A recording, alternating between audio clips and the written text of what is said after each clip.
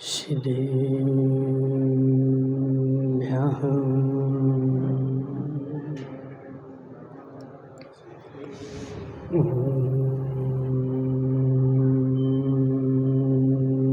नमः श्रीभ्यः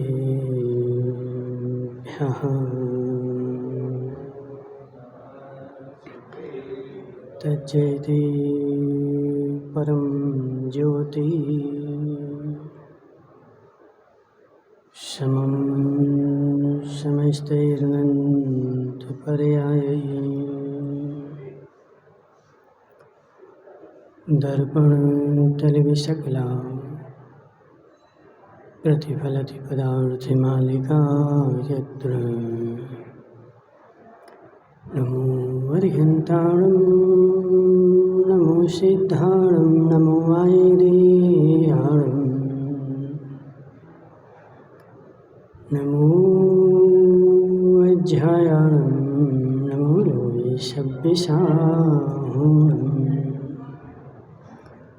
पंच परमेष्टि भगवान की, अनंत अनंत सिद्ध परमेष्टि भगवान की, 1008 देवादेव विश्व पारसनाथ भगवान की, 1008 देवादेव पारसनाथ भगवान की, आचार्य भगवान अमृत चंद्र स्वामी की, आचार्य भगवान विशुद्ध सागर जी महाराज की,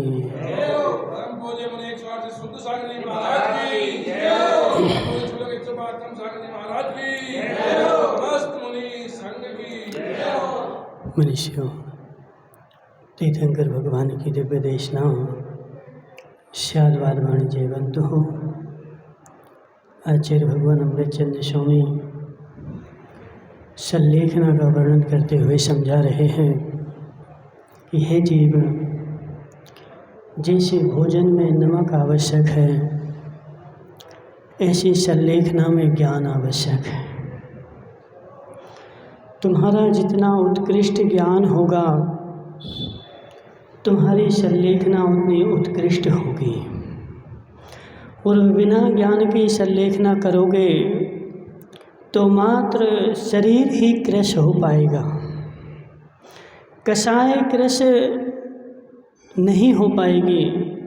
और बिना कषाय के कृश के तुम्हारी संलेखना होने वाली नहीं है।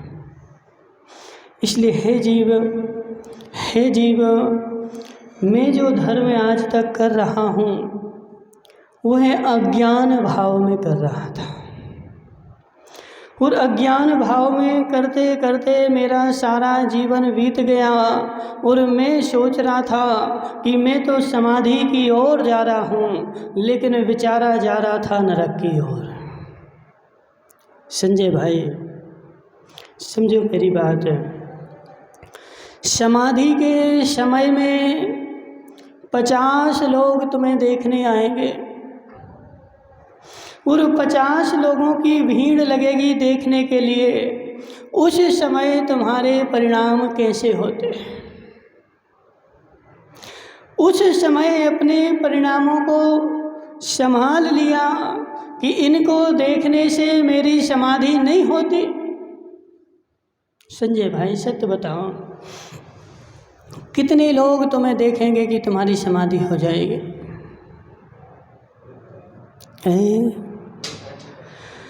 कितने लोग मुझे देखें कि मेरी समाधि हो जाए? कितने लोग मेरे पास आए कि मेरे परिणामों की विशुद्धि हो जाए? दूसरे को देख करके जो विशुद्धि होती है वो महान अशुद्धि है। क्या नाम? सुनहरा वाले। दूसरे को देख करके जो मेरी विशुद्धि होती है वह महान अशुद्धि है। नवरतन टोंगिया बेचारा मंदिर में बैठा था, पूजन कर रहा था, मन नहीं लग रहा था, यहाँ वहाँ देख रहा था। पीछे से 4 लोग पहुँच गए, बिल्कुल ऐसे पूजा करने लगा, भगवान बन के। बिल्कुल एकाग्र ध्यान लग गया, एकाग्रता हो गई। हे नवरतन भाई, वह तेरी एकाग्रता नहीं है, तेरी विशुद्धि नहीं है, वह तेरी अशुद्धि है, क्योंकि तूने बगला बना है 4 लोगों को देख करके। नंदलाल जी, बगुला देखा, बगुला बगुला देखा कि नहीं? कैसा होता है? बिल्कुल सफ़ेद वर्ण, और तालाब में जब वो एक खड़ा होता है तो एक टांग के बल पर ना किसी को देखता है ना किसी और मोड़ता है, बिल्कुल ऐसे ध्यान मग्न जैसे शुक्ल से वो छपक श्रेणी चढ़ रहा हो। हे जीव, हे जीव, ऐसे बगला बैठा है, छपक श्रेणी चढ़ रहा हो, आंखें बिल्कुल नासाग्र होंगी, आजू बाजू में कुछ भी नहीं देख रहा है, और दूर से देखोगे तो ऐसा लगेगा, ऐसे देखो पद्म पुराण में प्रकरण आया है कि राम और लक्ष्मण कहीं जा रहे थे और बगुला जो था वो तालाब में बैठा हुआ था। रामचंद्र जी लक्ष्मण से कहते कि हे भाई देखो जरा, ये बगुला कितना अच्छा, बिल्कुल बिल्कुल एक टांग पर ध्यान कर रहा है, ऐसा ध्यान तो कभी हमने नहीं किया। एक टांग उठाए हैं और एक टांग पर तालाब में क्या कर रहा है? ध्यान कर रहा है। वो बिल्कुल नासाग्र दृष्टि है, कौन आ रहा है कौन जा रहा है किसी से कोई मतलब नहीं। राम जी बोले, हे लक्ष्मण, यही तुम्हारी गलती है, यही तुम्हारी गलती है, इसलिए तुम हर जगह ठगाए जाते हो। क्यों? क्योंकि किसी को देख करके तुरंत प्रभावित हो जाते हो, इसलिए तुम ठगाए जाते हो। इस बगले की असली रूप देखना है तो चलो इस पेड़ के नीचे बैठ के अपन दोनों देखते हैं। नंदलाल जी, राम और लक्ष्मण पेड़ के नीचे बैठ गए, और पेड़ के नीचे बैठने के बाद अब देखो लक्ष्मण, थोड़ी देर बाद एक मछली नीचे से निकल करके आई, और जैसे वह मछली निकली बगले ने तुरंत पकड़ लिया।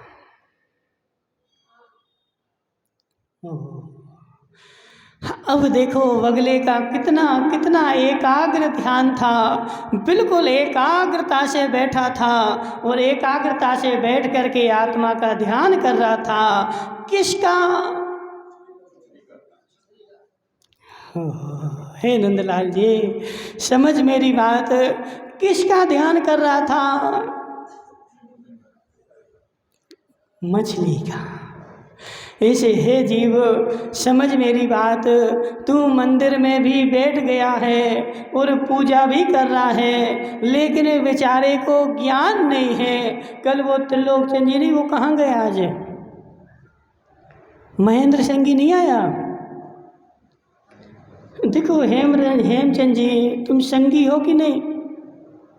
कम से कम तुम्हारी इतनी तो पकड़ होनी चाहिए कि संगी तो पहले आ ही जाए। असंगी नहीं आए कोई बात नहीं है, लेकिन बेचारे जे संगी जो 50 के 60 के 70 के, वो एक काला भी नहीं आया, राकेश भी नहीं आया, कहाँ गए जी सब संगी संगी? हे जीव, हे जीव, सारे संगियों को तो लेके आ, कहाँ है तुम्हारे संगी? असंगी है क्या संगी है? तो संगी तो इस समय से आता ना, अपना आत्मा का हित जो करना चाहे वह संगी, और जो हित ना कर सके वह सब बेचारे असंगी। जितने घर में बैठे नौरतन टोंगिया भले निभाई में रहते हों, मनुष्य हों, लेकिन सब असंगी हैं बेचारे। संजय भाई, अब बोलो ना महाराज, तुम सबको क्यों फटकारते रहते? देखो, हम नहीं फटकारते, यह आचार्य नेमी चंद स्वामी ने गोमटसार में फटकारा है, कुंद कुंद स्वामी ने अष्टपाहुर में फटकारा है, और मुनियों को श्रावकों को कहाँ फटकारा है? तो रेणसार में फटकारा है। पढ़ो एक बार। हे संगी असंगी, समझ मेरी बात, तू भगवान की पूजन करने तो जा रहा था और रोज पूजन कर रहा था, और कुछ थोड़ी सी बात हो जाए तो बेचारा तुरंत बोलता है कल से पूजन करने नहीं आऊँगा। संजय भाई समझ मेरी बात, ऐसे पुजारी को कितना पुण्य का बंद होगा, बोलो ना। ऐसे पुजारी को जो बेचारा पूजा तो भगवान की कर रहा है और तुम्हारे मंदिर में भी आ रहा है, लेकिन अंतरंग में बेचारे के इतनी तीव्र कषाय बैठी है कि यदि आज मेरे मन का नहीं हुआ तो कल से मैं पूजन करने नहीं आऊंगा। इस मंदिर में पूजन करता हूं मैं और जैसा मैं बोलूंगा वैसा इस मंदिर में होना चाहिए। संजय भाई वो पुजारी कहाँ जाएगा? संजय को बोलने दो ना। संजय भाई वही तो बोल रहे, क्या बोल रहे इतने दिन से समझा रहे, हे विष्णु बोहरा, बिना ज्ञान के जितना भी धर्म करेगा वह तुझे अधर्म की ओर ही ले जाएगा, क्योंकि विवेक तो था नहीं। तू वगला के जैसे समुद्र में बैठा हुआ और ध्यान कर रहा था, और मंदिर में वह वगला समुद्र में बैठा ध्यान कर रहा है और तू मंदिर में बैठा ध्यान कर रहा है, लेकिन तेरी दृष्टि निज आत्मा के ऊपर है ही नहीं, तेरी दृष्टि मछलियों के ऊपर है। विष्णु भाई, विष्णु भाई पूछो ना माताओं से, माताओं सत्य है कि नहीं? हे माता, हे माता, मायाचारी नहीं करना। देखो हम धर्म क्षेत्र में बैठे, यहाँ मायाचारी करोगे तो घोर पाप का बंध होगा। जब भगवान की पूजन करने मंदिर में बैठते हो तब तुम्हें एक एक आदमी का ध्यान रहता है, किसकी बहू आई है, किसकी बहू नहीं आई, किसकी बहू क्या पहन के आई है, किसकी बहू ने कैसे चावल चढ़ाए, कैसे धोख दिया, एक एक को देखते।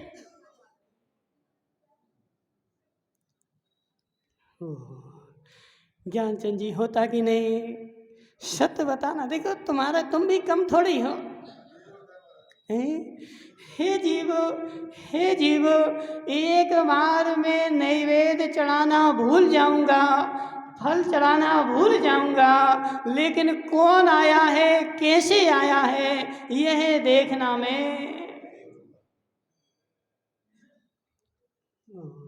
हे जीव, हे जीव, विष्णु भाई समझ, अंतर की आवाज़ समझ, आत्मा की आवाज़ समझ। संजय भाई आज से 5 साल पहले तुम्हारे नगर में चतुर्मास हुआ था, कलश स्थापना हुई थी। कलश स्थापना में किस किस का सम्मान किया गया था, कैसे किया गया था, और मेरा हुआ था कि नहीं आज भी याद है। लेकिन उस स्थापना के दिन महाराज ने क्या बोला था? राकेश संगी सत्य है कि नहीं? हे महाराज 15 में चतुर्मास हुआ था, 15 में चतुर्मास हुआ था, 14 जीवन हुए थे। कितने? 14 की और ज्यादा। संगी हेमंत संगी कितने हुए थे जीवन? कितने हुए थे? 16। हे जीव समझ मेरी बात, 15 में चतुर्मास हुआ था, 16 जीवन हुए थे। बेचारे ने 16 जीवन जी में थे, आज तक याद है। लेकिन महाराज ने बोला क्या था?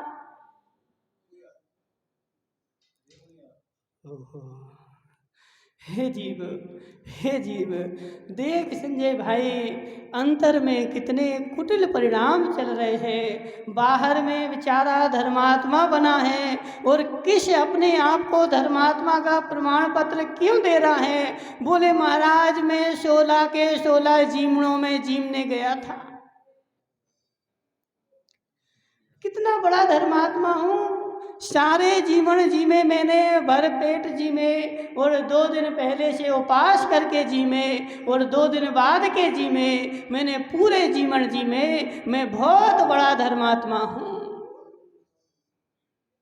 वो कहाँ गए? धर्मचंद जी नहीं आए? धर्म नगरी वाले। हे जीव, हे जीव, यह से सारा तेरा ढोंग है।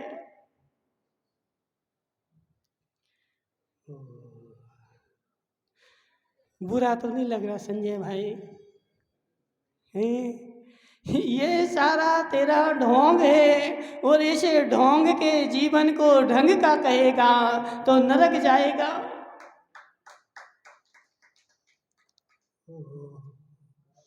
महाराज, महाराज, जीमने में धर्म नहीं है, और तू जीमने भी जाता है, और तेरा लक्ष्य भी जीमने का रहता है, और कहता है मैं धर्म सभा में जा रहा हूँ। धर्म सभा में जाकर के यदि तूने उपदेश ग्रहण नहीं किया, तेरा जाना वहाँ बेकार है। मंदिर में जाकर के परमात्मा को नहीं देखा और निज आत्मा को नहीं देखा, तेरा मंदिर जाना बेकार है। तू सारे गांव की महिलाओं को, पुरुषों को तो देखता रहा, लेकिन देखन हारे को नहीं देखा।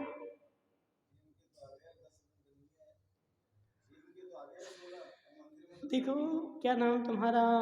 विष्णु भाई, समझाओ निभाई वालों को कि हे जीव, मंदिर में जीमना हुआ, लेकिन उसका लक्ष्य क्या था? महाराज के दर्शन तो तूने किए ही नहीं। सारी समाज का जीवन है, जाकर के दर्शन किए तूने जीवन के?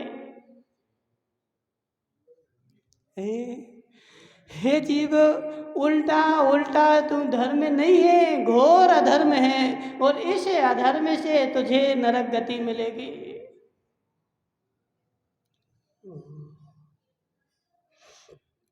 राकेश संगी, राकेश संगी, सुधार कर अपने में और बदल। वास्तविक धर्म को समझ करके, और उस धर्म को समझ, लेकिन उस धर्म को समझने के लिए ज्ञान की आवश्यकता पड़ेगी। बिना ज्ञान के समझ में आने वाला नहीं है। ज्ञानचंद जी, नाम तुम्हारा ज्ञानचंद जी भले हो, लेकिन नाम रखने से ज्ञान आने वाला नहीं है। जब तक तू जिनवाणी को पढ़ेगा नहीं और ज्ञान को लाएगा नहीं, तब तक मुझे मेरी खोट दिखेगी नहीं, और जब तक खोट नहीं दिखेगी तब तक तेरा धर्म होगा नहीं, मेरी गारंटी। नवरतन भाई, समझो मेरी बात है। मंदिर में गए थे और मंदिर में पूजा भी की थी, लेकिन पूजा करते हुए भी बेचारा पर को ही देखता रहा। भगवान का अभिषेक करते हुए भी पर को ही देखता रहा। निज के ऊपर आज तक दृष्टि नहीं गई, और जिस परमात्मा को देखने गया था उस परमात्मा के ऊपर दृष्टि नहीं गई, और जिस जिनवाणी को सुनने गया था आज तक तेरी जिनवाणी के ऊपर दृष्टि नहीं गई, और सुन भी ली। देखो संजय भाई, बहुत सारे लोग तो ऐसे बैठे रहते, बेचारे ऐसे बैठे रहते जैसे कछु होगा होए। बुंदेलखंड में बोलते ना, कछु होगा हो, कछु होगा हो मतलब किसी के यहाँ कोई बेचारा चल बसे, अब उसके यहाँ बैठने जाते हैं और जा कर के बैठ जाते हैं, और बैठ करके आधा घंटे 10 मिनट बैठ करके लौट के आ जाते हैं, और चेहरा बना के बेचारा बैठा रहता है। ऐसे बहुत सारे लोग मंदिर में आके बैठ जाते हैं। हे जीव, समझ मेरी बात। हे मुकेश बनेठा, जितना जितना ज्ञान होगा उतनी उतनी धर्म की वृद्धि होगी, और जितनी जितनी अज्ञान होगा उतनी उतनी तेरी कसाई बढ़ेगी। इसलिए ज्ञान प्राप्त कर।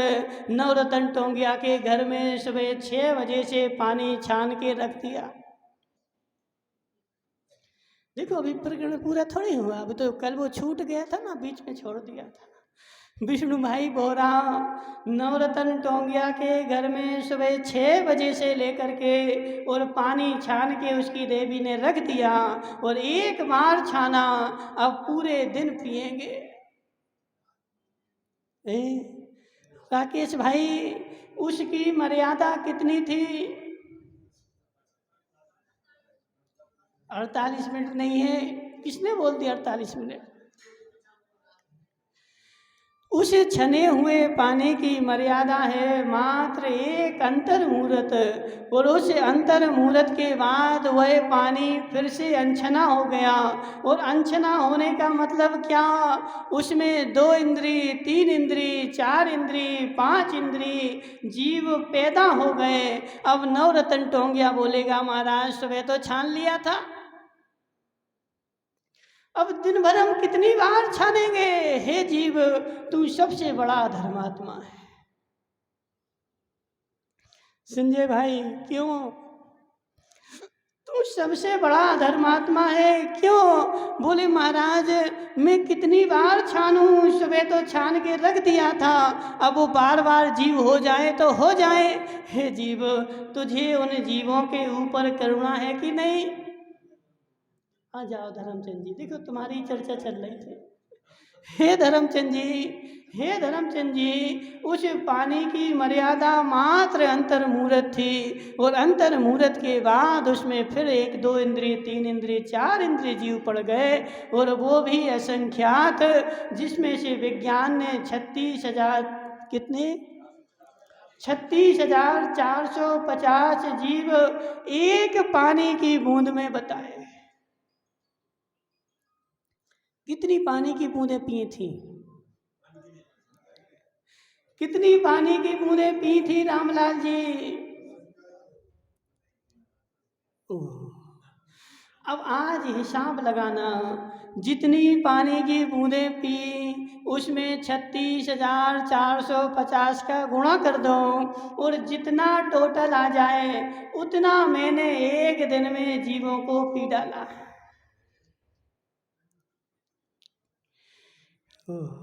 हे जीव, हे जीव, आलू प्याज बाद में छोड़ना संजय भाई, पहले इन 83 जीवों को खाना तो छोड़। जिसमें त्रस की हिंसा होती है, जिसमें 2 इंद्रिय, 3 इंद्रिय, 4 इंद्रिय, 5 इंद्रिय जीव मारे जाते हैं, ऐसे जीवों की हिंसा पहले छोड़। तूने असंख्यात त्रस जीवों को गिलास में भर के पी गया। महाराज सुबह तो छाना था। माता हो सत्य बताना, नहाने का पानी छानते कि नहीं छानते? छानते। किससे छानते हैं? महाराज, महाराज एक वो थैली आती है, वह थैली नल में बांध देते हैं और उसमें से छनता रहता है। उस थैली की बिलछानी कब होती है?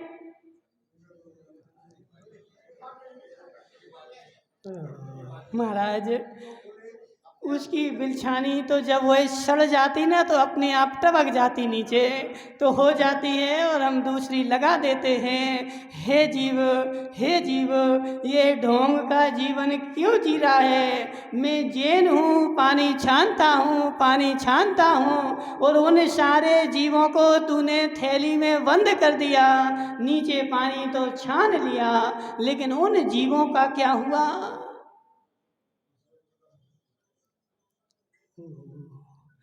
कौन है? विजय भाई खड़े तो हो जाओ। देखो तुम्हारा काला अभी तक नहीं आया है, नहीं आने दो। काला बेचारा पता नहीं नोट गिन रहा होगा, वो हिसाब करता रहता है। राकेश संगी समझाया नहीं तुमने उसको? समझा देना, हे काला थोड़ा समय और बचा है, समझ जाओ वरना नरक निगोद पकता है। खड़े रहो, कहाँ बैठ गए? विजय भाई पानी छानते हो क्यों? हैं? तो बिना छना भी तो पी सकते ना। अब ज्ञान हो गया ना, तो अब तुम छान लेते हो।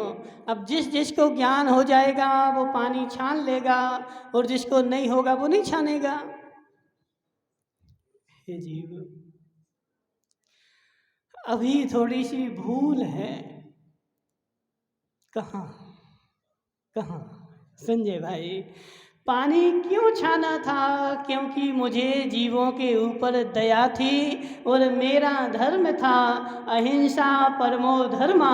मैं अहिंसक हूँ, जैन हूँ, जीवों को मारता नहीं हूँ, इसलिए उस पानी के जीवों की मैं रक्षा करूँ, इसलिए मैंने पानी छाना था। लेकिन पानी तो छाना था, लेकिन उन जीवों का तूने क्या किया था? हे जीव, हे जीव माताओं, समझ मेरी बात। पानी छानना ढोंग नहीं है संजय भाई, पानी छानना ढोंग नहीं है, पानी छानना ढंग है। और तूने ढंग को ढोंग बना दिया। जी किसके? उसके लड़के है ना, गिंदोड़ी के। तो लोग के लड़के हैं जी? अच्छा,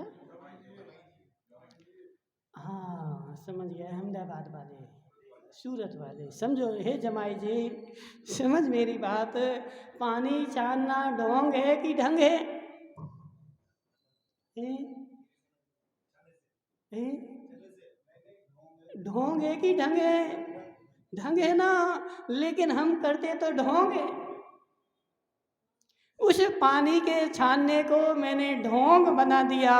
एक पतला सा छन्ना ज्ञानचंद जी लाएंगे और 50 लोग देख लेना, देखो ज्ञानचंद जी कितने धर्मात्मा हैं कि पानी छानते हैं। पतले छन्ने से बेचारे छान देंगे और घर में भी क्या करेंगे, उस नल में एक नाथना बांध देंगे, हम जैन हैं। ज्ञानचंद जी, उस नाथने में सारे जीव बंद हो गए। तू कसाई है, तू कसाई है। उस जीवों को तूने उस पिंजड़े में बंद करके टांग दिया, और ज़्यादा होगा तो उस छन्ने को दबा देते हैं।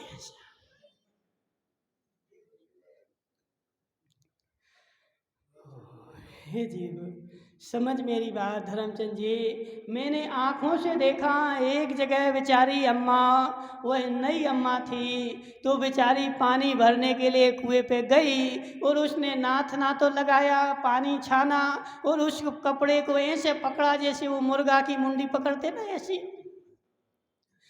ऐसा उस नाथने को पकड़ा। उसमें से पानी कम निकल रहा था, उसने ऐसा दबा दिया पूरा।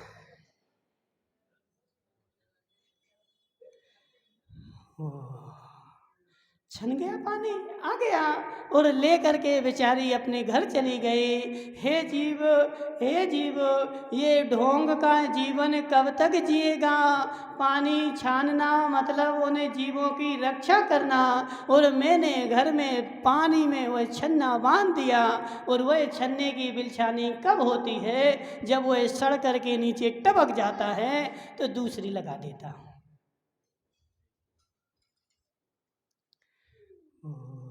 छन गया पानी संजय भाई, छन गया पानी। क्यों? हे जीव, हे जीव, कम से कम नहीं छानता। उसमें से कुछ जीव नाली में जाकर के कुछ मरते, कुछ जिंदा रहते। तूने सारे जीवों को उस थैली में बंद कर दिया, और वह बंद थैली अब धूप में लेकर के सूख गई, और सारे जीव भी उस थैली में सूख गए। असंख्यात जीव तेरी थैली में चिपक करके सूख गए, और वह थैली तेरी शमशान घाट बन गई।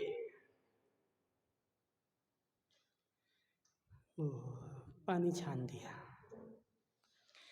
पानी छान दिया। मैं जैन हूँ, बोलो ना महाराज, मैं जैन हूँ, प्रत्येक पानी छानता हूँ। और आजकल तो वो टोटी टाइप की आ गई, ऐसी लगा देते नल में।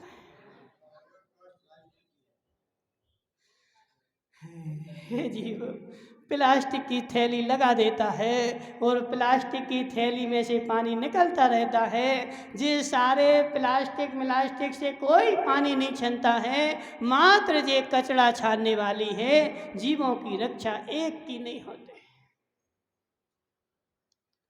विष्णु भाई, दया आती हमें, देखो, हम तुम्हारा दोष नहीं बता रहे, दया आती इसलिए विचारों को बता देते हैं कि एक बूंद पानी में असंख्यात जीव नौरतन टोंगिया, और तूने सुबह का छना हुआ पानी और दोपहर में पिया, एक गिलास में कितने जीवों को मार डाला और सब जगह थैलियाँ लगा करके।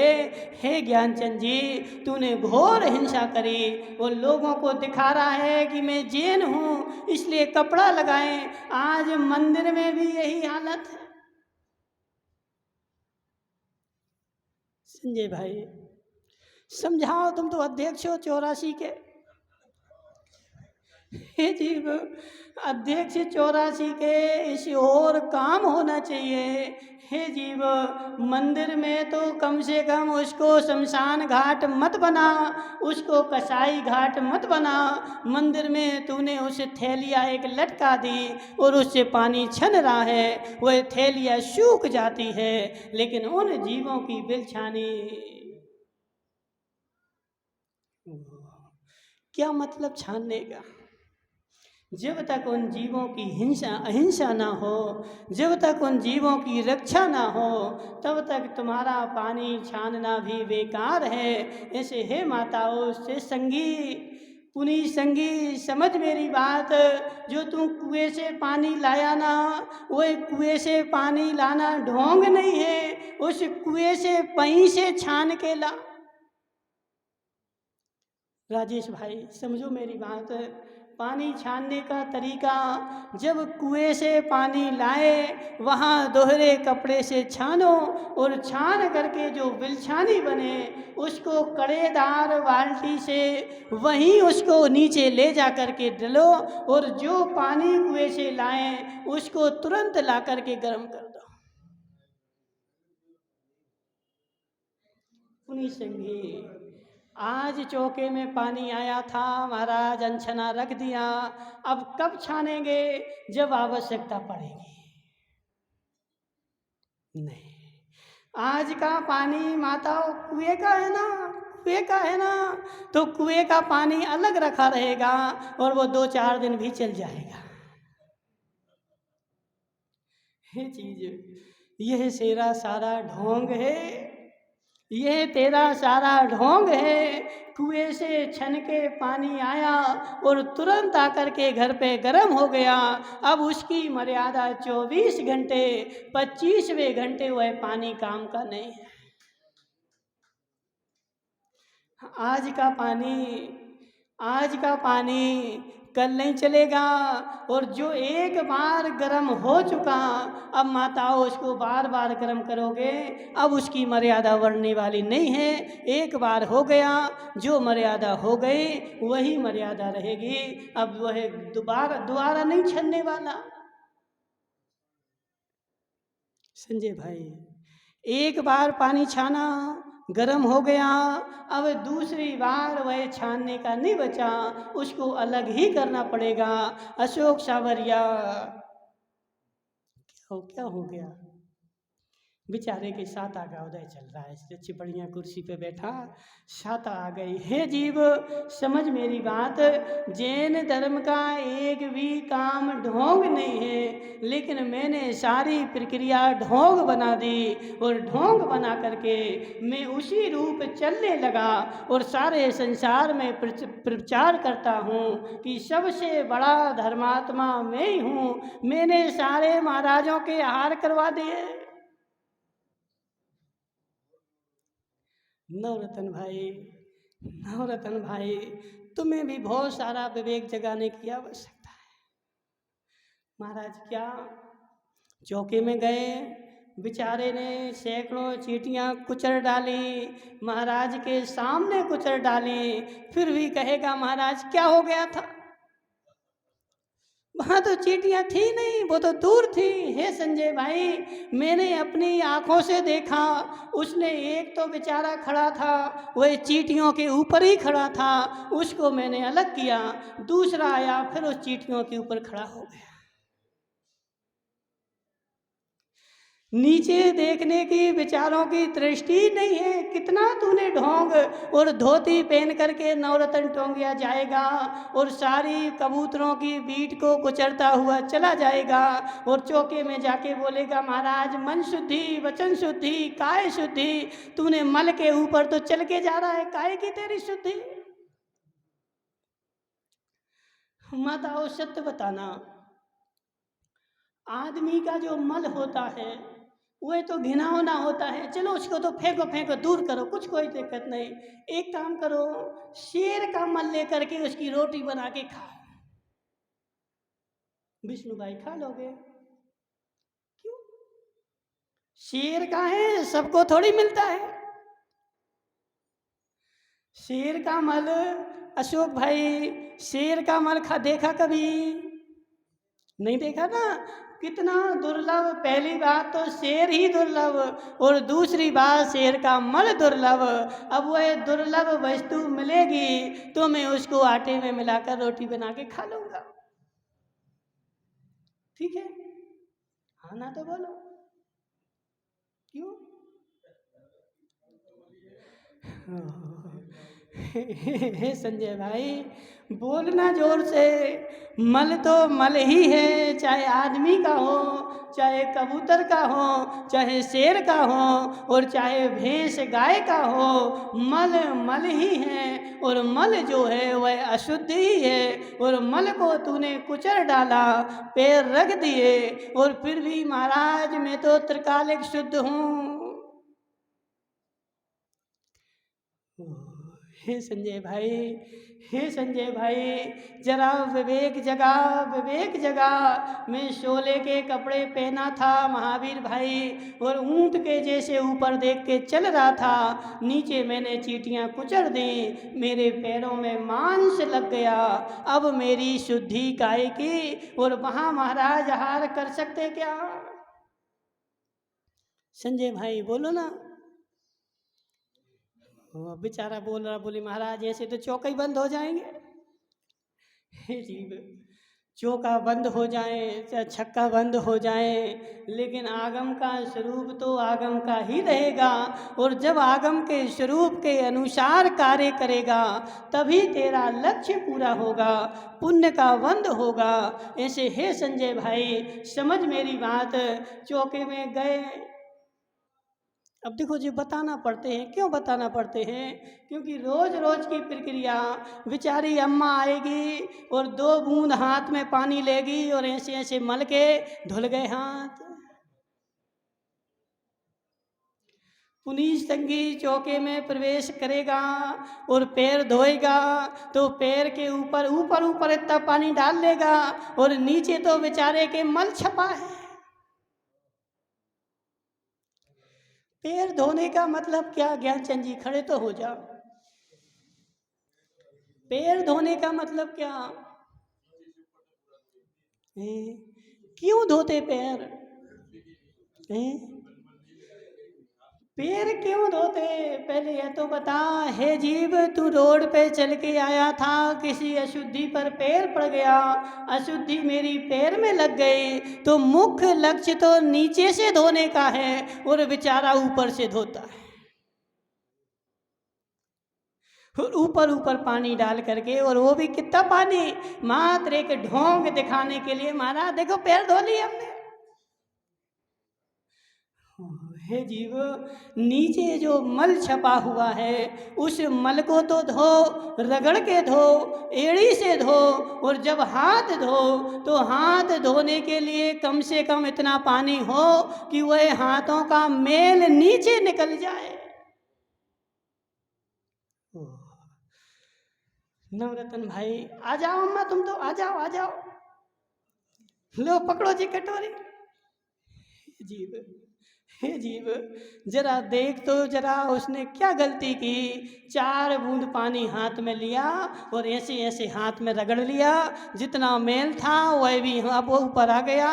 और फिर बेचारी ने समोसा ले लिया और हाथ में ऐसे ऐसे मसल रही है। उसने अपने हाथों का सारा मेल उस समोसे में भर दिया।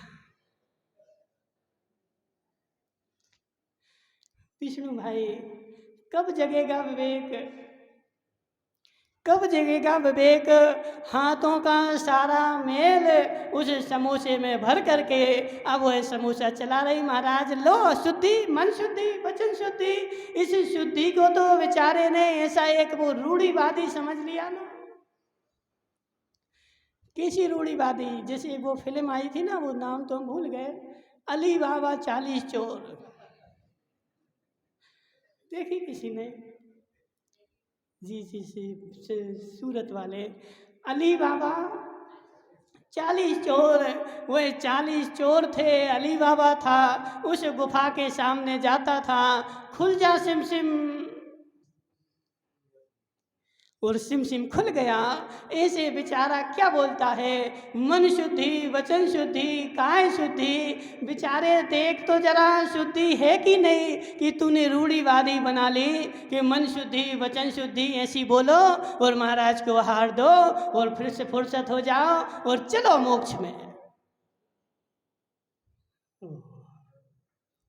संजय भाई, संजय भाई, ये देखो हमें नहीं बताना चाहिए। किसको बताना चाहिए? ये नवरत्न टोंगिया को बताना चाहिए। बेचारे को 20 साल 25 साल हार देते हुए हो गए, फिर भी बेचारे चौके में जाएंगे तो जो पीने का पानी है ना, उसी से हाथ धोएंगे और उसी को चलाएंगे।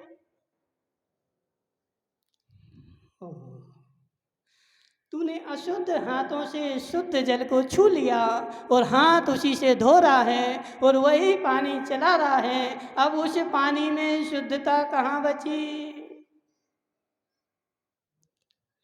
राजेश भाई समझाए सर हमें, राकेश संगी को।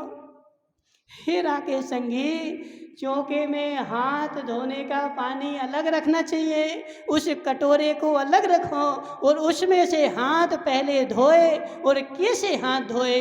यहाँ तक पूरे रगड़ करके। संजय भाई पसीना आया, ऐसे पहुंचा, गिलास लिया, महाराज गिलास। हे नवरत्न भाई, तुम हार कराने जाते ना, यह तुम्हारी सारी ड्यूटी है, एक एक पे नजर रखनी चाहिए। कौन क्या कर रहा है, कौन कैसे कर रहा है, और उस बेचारे को विवेक पूर्वक समझाना चाहिए कि हाथ धोना एक ढोंग नहीं है, एक ढंग है, प्रक्रिया है। मेरे हाथों में मल ना छपा रहे, मेरे हाथ में पसीना आया है, वह पसीना सारा निकल जाए। लेकिन वह कब निकलेगा? जब हाथ में तू पर्याप्त पानी लेगा। विष्णु भाई बोलो ना। जब हाथ में पर्याप्त पानी लेगा, और एक बार नहीं कि एक बार 4 बूंद पानी डाला, ऐसे ऐसे मले, ऐसे मले, और महाराज सब शुद्धि। हे जी संजय भाई, बुरा तो नहीं लग रहा है? सही तो है, लेकिन सही कब होगा? जब इसको हम अंदर से स्वीकारेंगे, स्वीकार करेंगे। हे जीव, हे जीव, हे माताओं, देखो तुमने नेल पॉलिश लगाया, लिपस्टिक लगाई, पाउडर लगाए और चौके में घुस गई। बोले महाराज मन शुद्धि, वचन शुद्धि, काय की शुद्धि, खून मांस तो लपेट के आ गए। जी नेल पॉलिश क्या है? ज्ञानचंद जी बोलो जी। यूपी में जो लाखों गायें रोज कटती हैं, भैंसें कटती हैं, और उनका जो खून बहता है लाखों लीटर, वह तुम्हें डिब्बी में भर के दे दिया जाता है। और माताएं नोप नाखून में लगा करके अपने आप का श्रृंगार करती हैं और बोली महाराज शुद्धि, गाय की शुद्धि, खून मांस तो लपेट के आ गए। धर्मचंद जी सत्य है कि नहीं? हे जीव, हे जीव, जरा विवेक जगा, विवेक जगा करके ये सब ज्ञानचंद जी कब पता चलेगा? जब तू आगम को उठाकर देखेगा, तब तुझे पता चलेगा कि मन शुद्धि, वचन शुद्धि, काय शुद्धि, ये तीनों शुद्धि होती क्या है और होती कैसे हैं।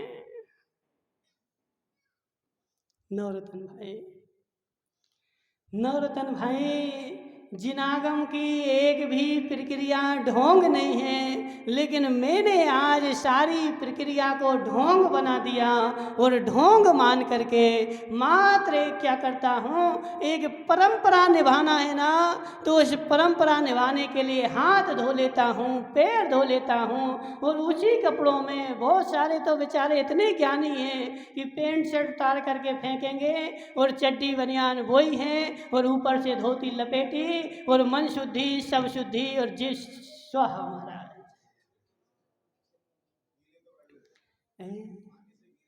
क्या क्या विष्णु भाई क्या गीले करते हो? हे जीव, गीले करके तूने पहने तो तूने जीवों की खाल लपेट ली, तूने जीवों की खाल लपेट ली। क्यों? क्योंकि तेरा शरीर गर्म था और वह गीले थे और उन दोनों का गर्म का ठंडे का संयोग हुआ और वहाँ पर मिश्र योनि बन गई और असंख्यात जीव उस गीली चड्डी बनियान में हो गए और वह तुम्हारा सारा वो चड्डी बनियान जो था वह खाल लपेटने के समान हो गया।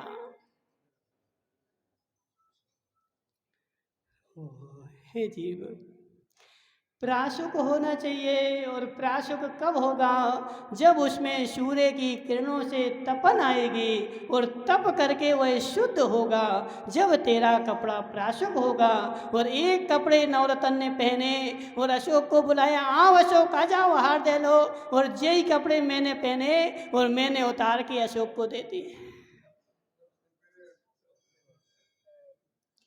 नवरत्न भाई, घोर हिंसा, घोर हिंसा, घोर हिंसा, क्योंकि उसके शरीर के जीव भिन्न थे और तेरे शरीर के जीव भिन्न थे। उन कपड़ों में तेरे शरीर के जीव लगे थे और उसके कपड़े उसके शरीर में तूने पहना दिए तो वह सारे जीव मर करके स्वाहा।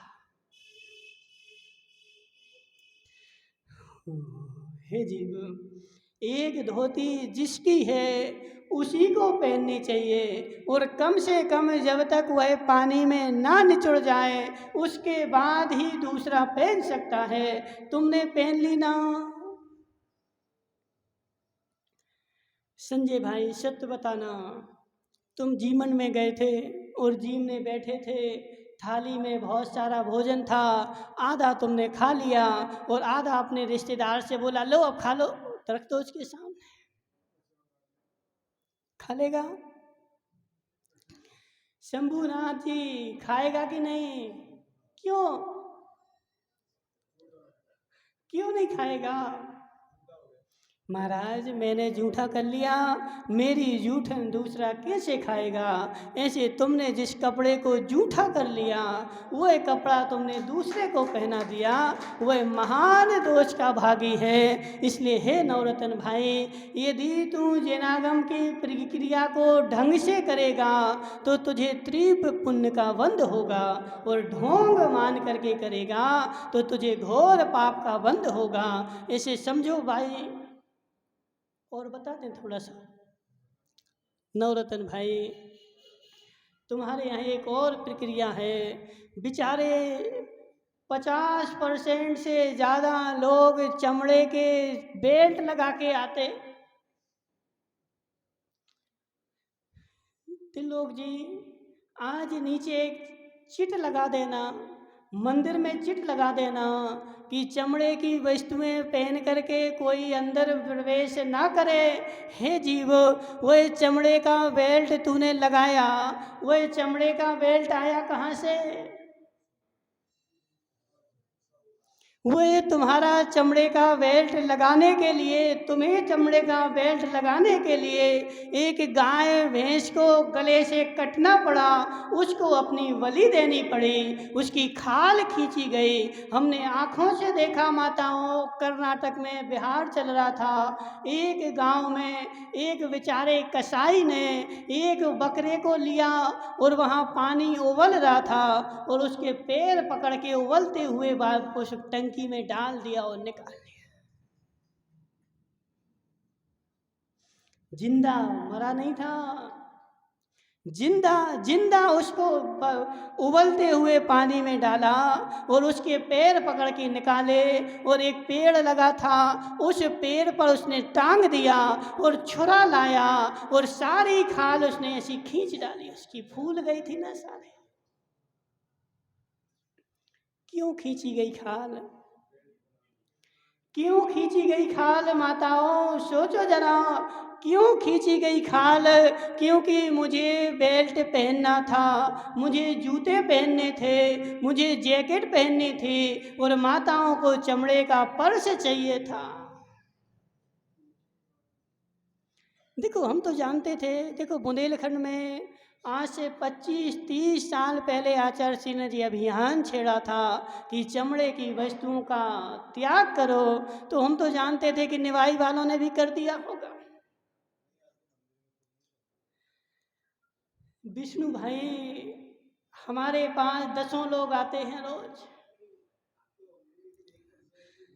हे जीव, नहीं है तो बहुत अच्छी बात है, और तू यदि चमड़े का बेल्ट पहना है तुझे भैंस के गला काटने का दोष लगेगा, क्योंकि तेरे बेल्ट के कारण भैंस का गला काटा गया, उसकी खाल खींची गई। माताओं, तुम्हारे पर्स के लिए उसे अपने बेजुबान प्राणी को अपना गला कटवाना पड़ा।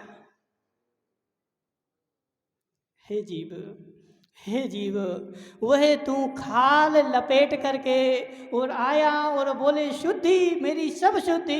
हे नवरत्न टोंगिया, जो चौके में आहार देने आए कम से कम इतना तो पूछ लिया करो, मद मांस मधु और चमड़े का त्याग है कि नहीं? हे जीव, हे जीव, तू चमड़ा अपने शरीर पर, और तो और पुनीत संगी के घर में चमड़े की जैकेटें भी मिल जाएंगे। 5,000, 10,000, 20,000 की बेचारा अच्छी जैकेट लाएगा, किसकी समझ पुनीत संगी? तेरी एक जैकेट के लिए सारी भैंस को अपने जीवन का कुर्बानी देनी पड़े। विष्णु भाई, हम तो अहिंसक है ना महाराज, हम तो जीवों का घात करते ही नहीं हैं, लेकिन चमड़े के जूते तो पहनते हैं। हे राजेश जोड़ी, हे राजेश जोड़ी, अपने घर में देखना, अपने बेटे को देखना, कितने चमड़े के बेल्ट लगाए वो। हे जीव, हे जीव, तुम्हारे जैन होने के बाद भी चमड़े की वस्तुओं का मैं प्रयोग करता हूँ, सबसे पहले नरक में तू ही जाएगा।